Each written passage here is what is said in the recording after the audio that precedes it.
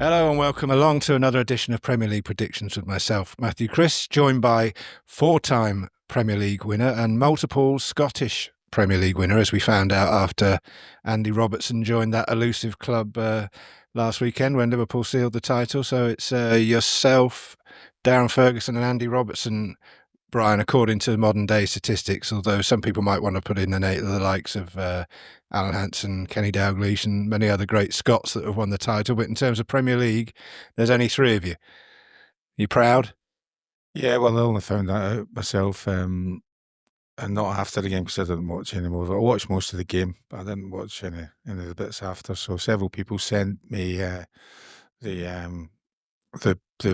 piece of film that Andy Robertson was in. So it was nice to get a mention as two Manchester United players getting mentioned after Liverpool are celebrating the title, So Yeah. Well, I did think that might be the way you think of it. I wonder whether Robbo would have remembered you. He wasn't given the opportunity he wasn't to. given a long time though, was he? No. Maybe he would have done, but Yeah, I think he was saved. He was saved by. He's joined a great club. Yes, he has indeed. Right, okay, well, let's go back to this year's Premier League season. The race is over, top and bottom, but there's still games to talk about. And we've got a Friday night game, unusually this week, and it's Manchester City against Wolves. Yes, Wolves have won their last 6 Premier League games. They only have ever won in their top flight history 7 in a row, which was in 1946. And Jurgen Strand has scored 6 goals in his last 6 Premier League games, and incredibly scoring the winner in 4 of those games. City have now won their last 3 Premier League games, and they've won 8 from the last 9 games at home against Wolves. Omar Marmoush has scored 6 Premier League goals for City this season, and incredibly, all of them have been at home. Going for a City win, City 3, Wolves 0. No surprises there. City finding form when it's too late, but I suppose they're looking to next season and all that. So I think there'd be plenty of teams that would be happy with being in an FA Cup final and challenging for Champions League spot. Yeah, and I suppose we can all expect them to come back firing on all cylinders next season, can't we? This blip can't last forever, surely. You might hope it does. A bit of a rebuild for Manchester City, but Guardiola has been very adept at building football teams. Yeah. Don't write them off just yet. I think that's the message. Saturday, 12:30 lunchtime. Aston Villa, one of those teams vying for the top 5 as it is now against a pretty useful Fulham team. Well, Fulham have won once from their last 20 visits to Villa Park, drawing 7 and losing 12 of those, including the last 5 in a row. None of Fulham's last 14 games have ended in draws, with 7 wins and 7 defeats. Villa are unbeaten in their last 16 games at home since losing their first fixture of the season. And Villa boss Unai Emery has won all 6 of the games that his teams have played against Fulham. And I think that will prevail. Villa 3, Fulham 1. Okay, and next up, it's Everton-Ipswich. Everton's penultimate game at Goodison Park.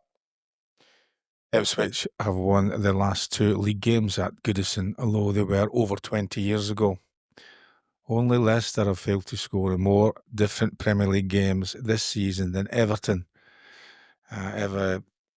Leicester have failed to score in 16, and Everton now have failed to score in 15.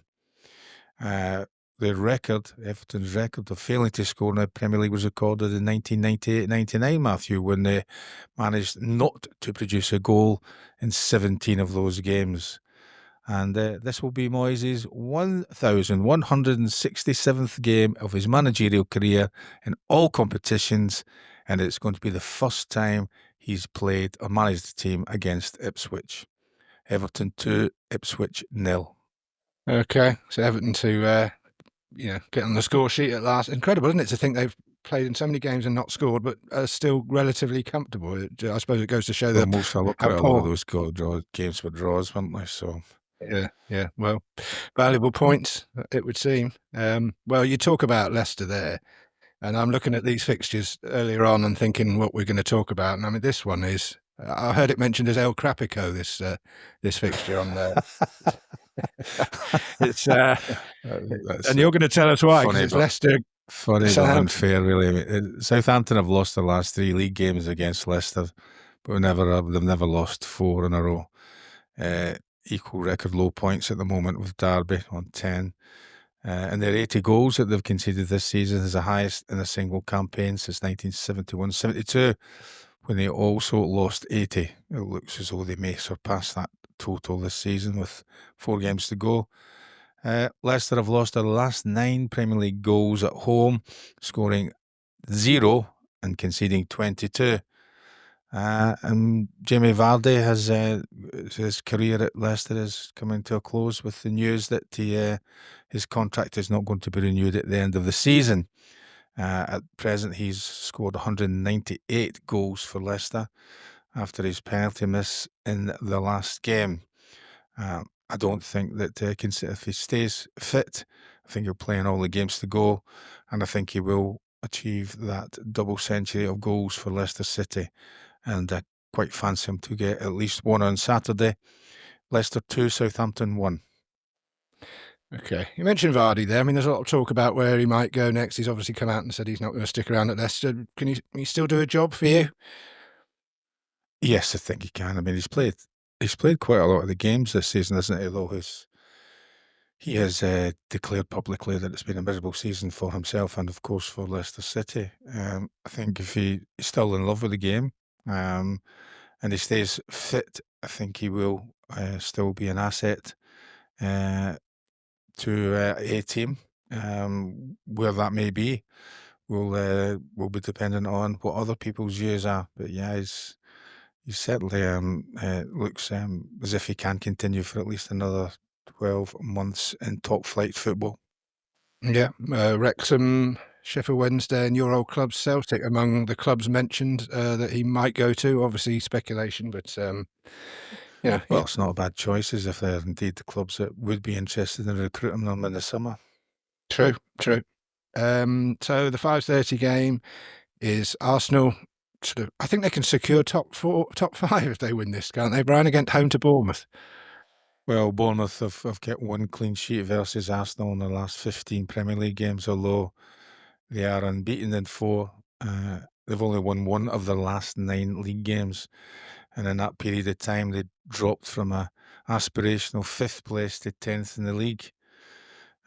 Arsenal have lost 1 of the last 35 Premier League games after a midweek European match. And then they've won all 8 of their Premier League games at home against the Cherries, scoring 23 goals and conceding just 4. The only thing that may influence this game is the away tie that Arsenal have coming up in Paris, where they may change the team. But as you say, they would quite like to finish second in the Premier League now. I'm going to go for Fulham, Arsenal 3, Bournemouth 0. Yep. I don't think any complaints there. Well, that brings us to half-time on this edition of Premier League Predictions. We've got Sunday's games coming up next. We'll take a quick break and we'll see you in a few minutes.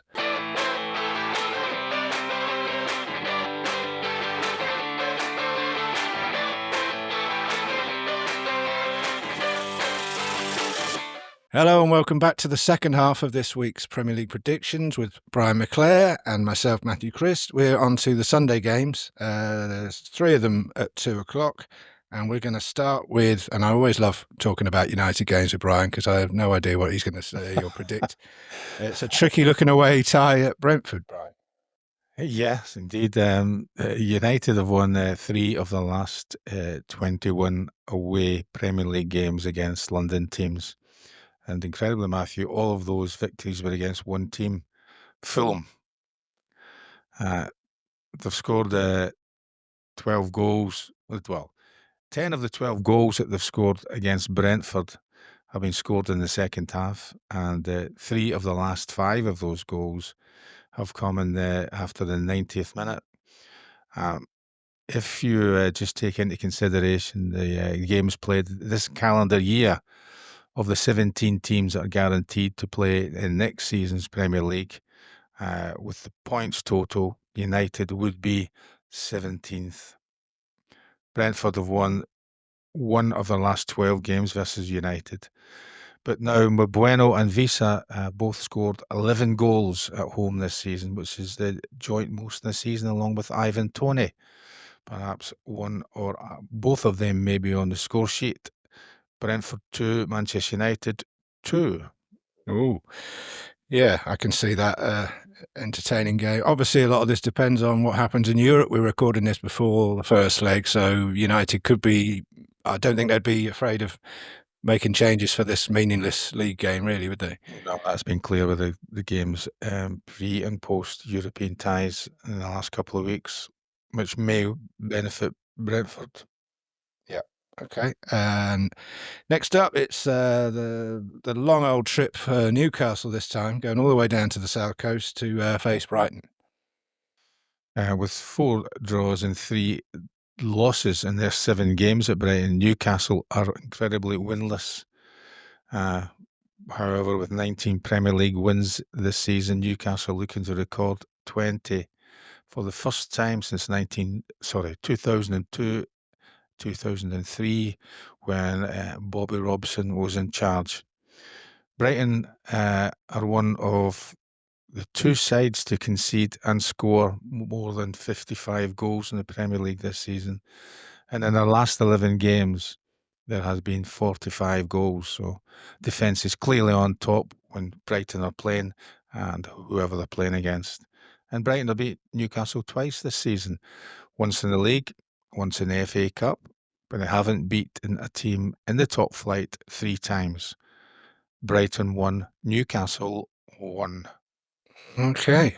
And it wouldn't be a Premier League predictions without a London derby, and this time it's West Ham versus Spurs. Well, Matthew, when we started on this journey in August, we wouldn't have been considering that the West Ham Spurs fixture with 4 games to go would be 17th versus 16th. I think that both sets of fans had higher aspirations and expectations, and perhaps we did too. Unexpected to get to this situation in May, however, in other seasons, they may well have been fighting a relegation battle. Spurs have lost their last 5 away games in the Premier League and have conceded 4 or more in their last 2 games. The last conceded 4 or more in 3 games in a row in 1976. West Ham have lost 5 of their last 6 home London derbies. And since January the 14th, when Graham Potter took charge, only Southampton have dropped more points from winning positions. Southampton have dropped 14 to West Ham's 12. High scoring, West Ham 2, Spurs 3. What a Sunday afternoon this could be if your predictions come in. Again, we don't know what situation Tottenham are going to be in terms of their European games, and we know we've spoken before about how they've thrown pretty much every egg they've got into the Europa League basket. So it really could be anything in that game. So let's hope it's a cracker. Talking of not knowing what to expect, at 4:30 we've got the newly crowned champions travelling to Chelsea in a game that not so long ago would have been a real tussle and a game we'd have probably looked forward to. But with Liverpool now having won the league, I wonder what to the Liverpool side we can expect against a Chelsea team that are keen to get some points in their quest for Champions League football. Well, I would imagine it'll still be a strong team, Matthew. They want to gain as many points as they possibly can, win as many games as they can, and score as many goals as they can. And champions Liverpool, although it's difficult to say, have scored in their last 30 Premier League games, which is a run of goal-scoring games. It's second only to the Arsenal team of 2001 and 2002, who managed to score in all 38 of their Premier League games. And incredibly, Liverpool haven't lost any of their last 20 away Premier League games in May. However, their last defeat was at Stamford Bridge in 2018. Chelsea haven't fielded a player over the age of 27 this season, with 34 games being the longest run in the Premier League era, where we've had such a statistic. And they're without a win in their last 10 games against Liverpool. They went 11 between 1985 and 1990. Chelsea 2, Liverpool 1. Oh, we've waited till all this time for you to predict a Liverpool defeat. I think you've pretty much been consistently backing them this season. And fair enough, you backed them because you from the very start of the show, when we first started doing the show, you said how impressed you were with them, and you were proved right. So Yeah, they're worthy champions, and indeed, I think it was great for the players, their staff, and particularly for the fans. They put in such a wonderful performance last week at Anfield, particularly after going a goal down. So yeah, you've got to congratulate them. Teams that tend to be the best teams win championships, and Liverpool clearly been the best team. Yeah, although you expect them to be partying this week, that's why you've tipped them to lose at Chelsea, obviously. So I think Chelsea you'd know. have more. I think, despite Chelsea also being involved in European competitions, they're very, very keen to qualify for the Champions League for the first time in a number of years. So I think there's maybe just a bit more in it for Chelsea than there is for Liverpool. Although, as I expect Liverpool to be strong. Yeah, don't think anybody would disagree with that. And finally, we've got a Monday night game. It's actually got quite a bit on it, this one. Palace at home to Forest. Forest will be playing catch-up, and goodness knows where they could be come Monday if the other teams around them win, and they're desperate to get in those Champions League places. Well, the mood at Palace must be incredibly buoyant after their demolition of Villa in the FA Cup semi-final. And with Sarr and Eze are the players to look out for the defenders and the defence of Forest, who have been absolutely magnificent this season. Premier League, Palace have only won one of the last 6 Premier League games, however. Forest have got 4 games to secure a Champions League spot. They need the goals. Chris Wood was scoring, and a few more clean sheets from their goalkeeper, Matt Sells. There was 0-0 in this exact fixture last season. Perhaps Forest would be happy to garner the same score. But ideally, I think they'll be looking for the scoreline in the fixture earlier on in the season at City Ground, where Forest prevailed 1-0 with Wood scoring the goal. Palace 0, Forest 1. Okay, well, those of us that have followed your advice and backed Forest to finish in the top 4 will be hoping that that comes true. Well, that brings us to the end of this week's Premier League predictions. Just 3 more weeks to go after this, Brian. Can you believe it? What a grueling season it's been. But we're certainly not on the beach just yet, unlike some teams that Brian might have suggested. We'll be taking it easy as the season comes to an end. We'll go into the bitter end. So let us know your thoughts, and we'll see you again in a few days' time.